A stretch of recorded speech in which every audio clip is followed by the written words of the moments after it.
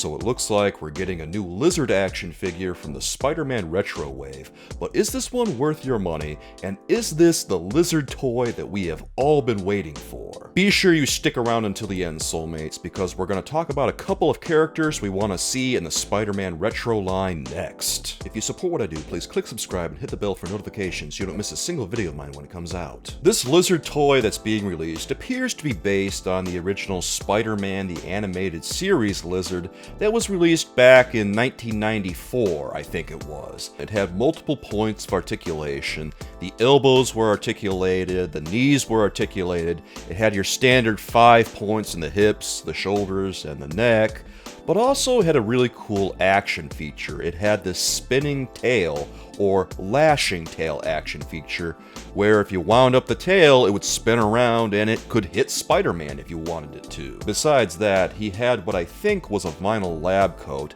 and it was really easy for the Lizard to move around in that. And the best part about this action figure was that it was pretty accurate to what we saw on Spider-Man the Animated Series. That's the thing about Toy Biz's work on the Spider-Man the Animated Series line from the mid-90s.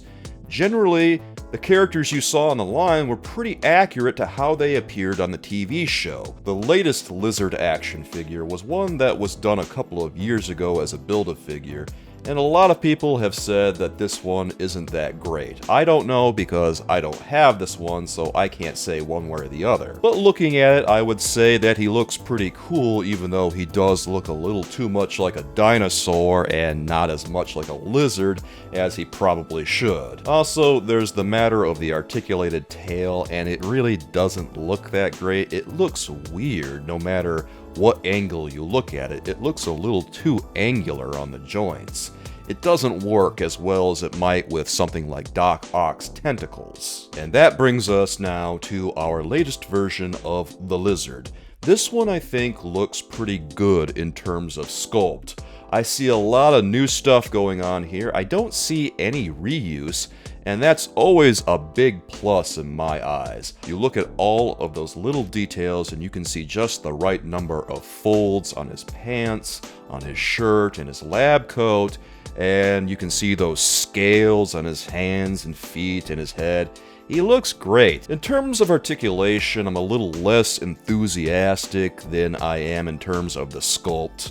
He doesn't look like he has butterfly joints, and that's always a little bit of a disappointment to me because I think that in 2022, there's no reason for an action figure not to have butterfly joints. It should be pretty standard stuff at this point, and I could be entirely wrong because it could be hidden by the lab coat, but I don't think it's there. Fortunately though, it looks like we've got the new standard torso articulation on him, which means he's got the ab crunch as well as the torso cut, and when you look at that ab crunch, you can see that they move the joint a lot closer to the hips than it has traditionally been. And let's not forget one of the best parts here, his tail is no longer articulated, it is wired, and honestly, thank God for that because it looks so much better this way. The accessories that the Lizard comes with are pretty cool too. He has a head that looks more like his comic book version from his first appearance,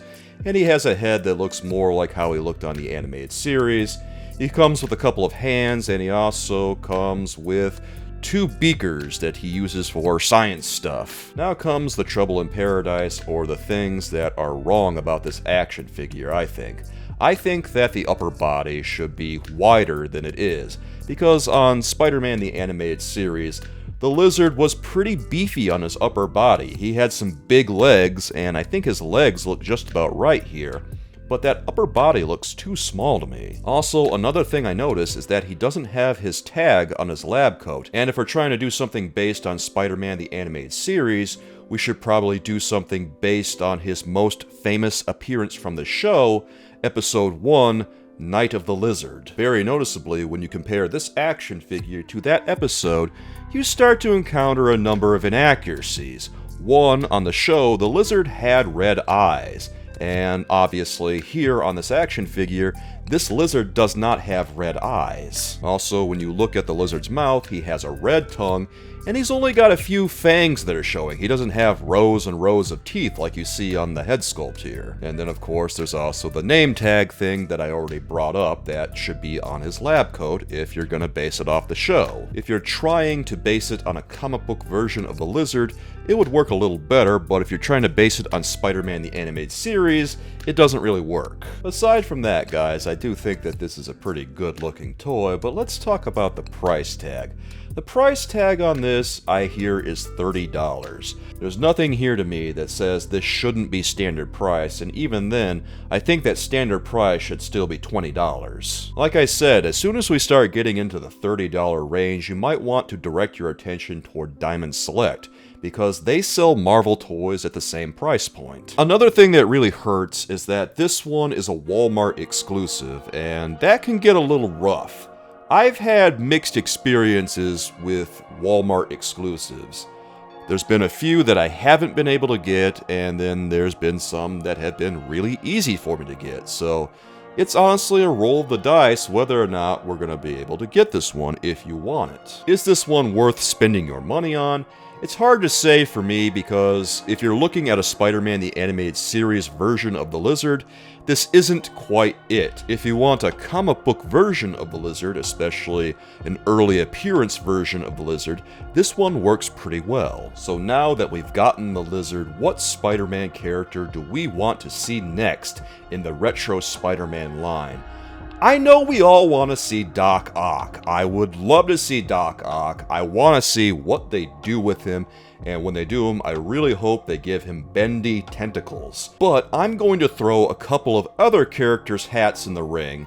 I want to see the Vulture for one. I think it would be really great to see a redone version of the Vulture with proper sculpting for his suit, because the last Vulture that we got was pretty lame looking, I thought. And then a really great character I would love to see in this line is Craven the Hunter. He's underrated, I think, and he's a really exciting Spider-Man villain when you study him and when you read a lot of the comics that feature him. Well, Soulmates, what do you think of this Lizard action figure? Is this the one that you've been waiting for? Do you want this for your collection? Or do you think that maybe you're going to skip this one because you were hoping for something closer to Spider-Man the Animated Series? Also, Soulmates, what characters do you want to see next in the Spider-Man Retro line? Let me know in the comments, guys. I would love to hear from you. I'll be back again soon with some more comic book toy news. And until then, with love from me to you, bye-bye.